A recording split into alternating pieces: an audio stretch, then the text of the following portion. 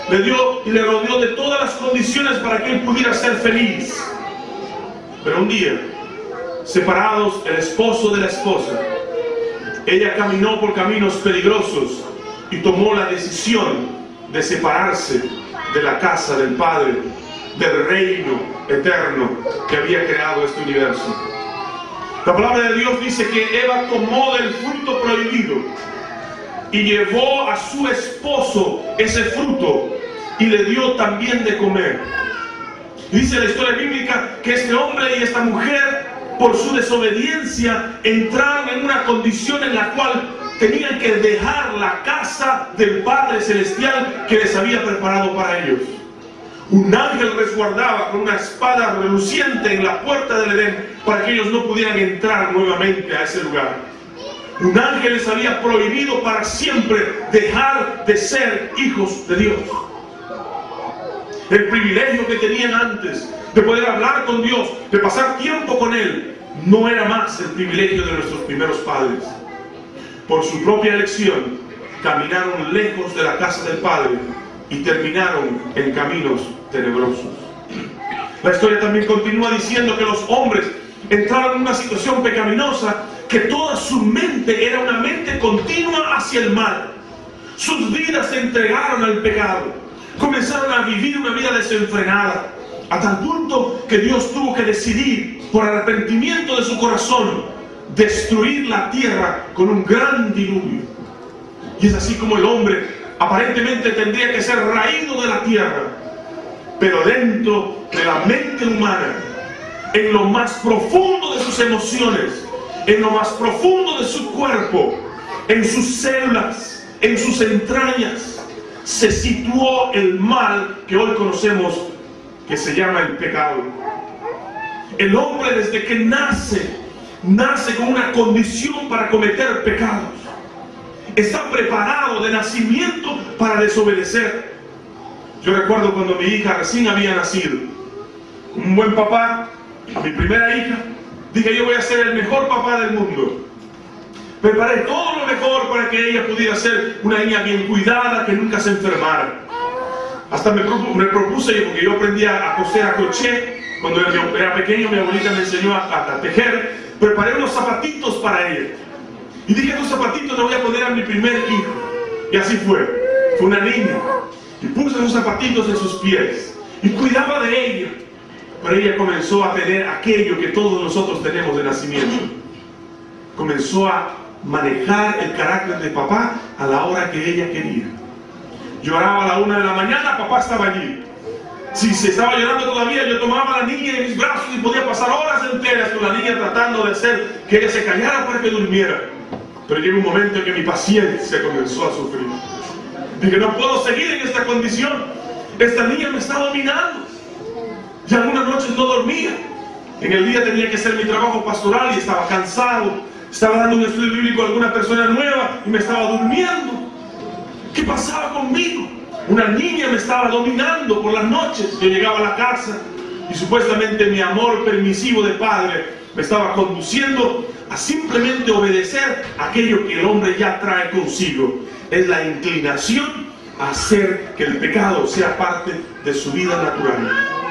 Los niños gritan, se tiran al piso, se malcrian, pero ¿dónde aprendieron? No es que no aprendieron. Lo que pasa es que traen dentro el sentimiento y el deseo de andar en caminos de desobediencia.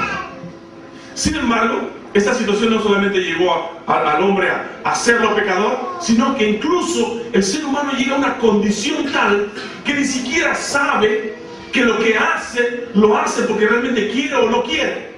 Llega a una confusión tal que el apóstol Pedro, en el libro de Romanos, él explica un poco esta situación. El hombre llega a la condición de pensar de que yo quiero hacer cosas buenas, pero hay una fuerza dentro de mí que me induce a hacer las cosas malas. Yo quiero ser hijo de Dios, pero dentro de mí hay una fuerza que me hace a no ser hijo de Dios. Yo quiero ser un hombre bueno, pero no me sale. Yo intento dejar este pecado, pero no puedo. ¿Qué es lo que está pasando conmigo? Es que los seres humanos no nos hemos dado cuenta que dentro de nosotros tenemos un pequeño gusanito que se llama pecado.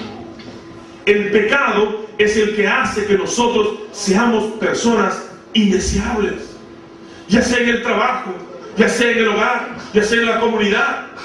El pecado hace que tú y yo hagamos cosas a escondidas, sin que nadie lo sepa.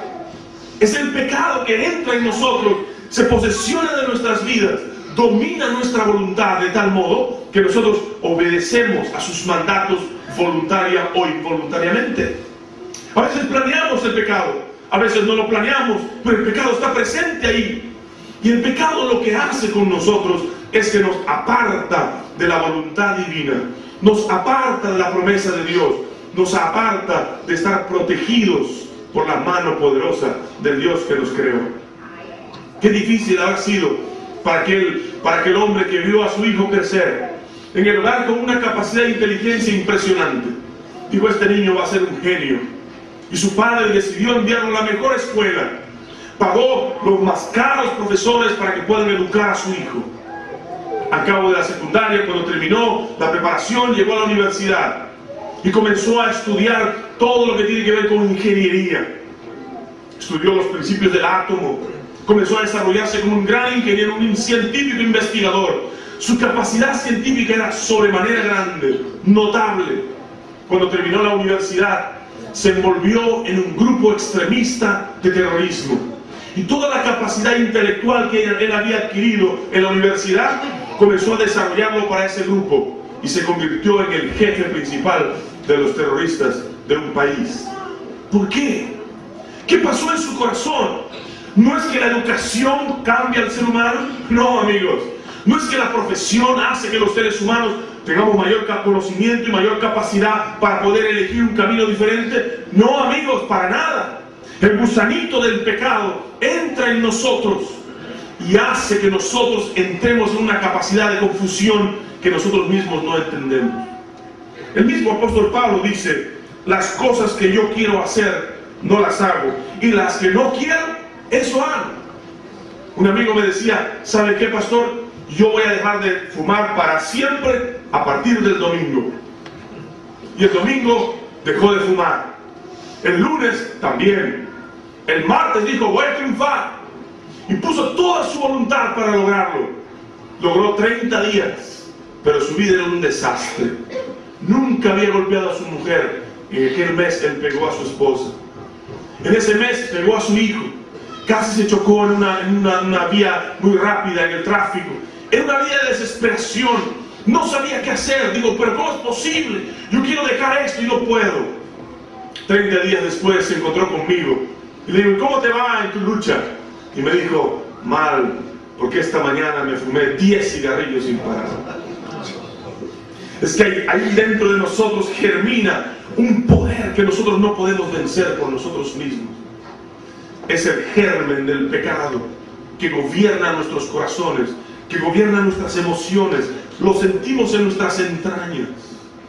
¿Acaso usted no siente temor cuando el jefe está presente y usted parece que no está trabajando? ¿Qué es lo que siente? Algo lo acusa. Porque dentro de usted hay un ser que lo anda mostrando como realmente es ante usted, aunque ante los demás no se note. Es allí dentro donde se germina el pecado. Y usted quiere luchar contra él, pero no puede. Intenta cambiar su vida, pero no puede. Hay una fuerza interior que lo lleva a caminar otra vez en el pecado. Me contaba un hermano y decía, ay pastor, yo he tenido tan mal carácter que después de 15 años logré vencerlo. Yo le dije, ¿logró vencerlo? Déjeme hablar con su esposo.